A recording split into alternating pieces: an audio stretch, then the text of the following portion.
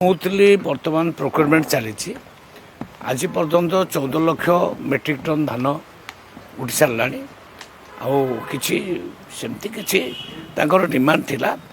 Demand ଅନୁଯାୟୀ ମୁଁ ତାଙ୍କୁ କହିଥିଲି ଅଫିସରମାନଙ୍କ ସହିତ ବସନ୍ତୁ ଏବଂ କାଲି ତାଙ୍କର ଅନେକ ଡିମାଣ୍ଡ ବି ଆମେ ମାନି ନେଇଛୁ। ଆଉ କଷ୍ଟଡି ମେଣ୍ଟେନାନ୍ସ 3 ମାସର ଆମେ ସେ ଯେଉଁ ମାଗୁଥିଲେ 3 ମାସର ବି ଅର୍ଡ଼ର ହେଇଯାଇଛି।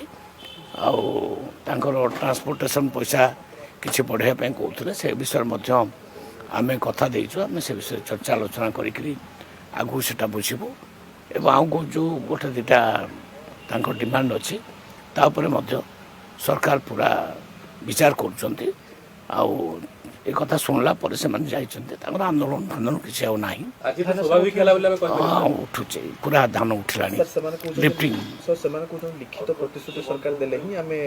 ନାଇଁ ନାଇଁ ନାଇଁ ଏମିତି କିଛି ନାହିଁ, ସେ ଉଠିଲାଣି, କୌଣସି ପ୍ରୋବ୍ଲେମ୍ ନାହିଁ।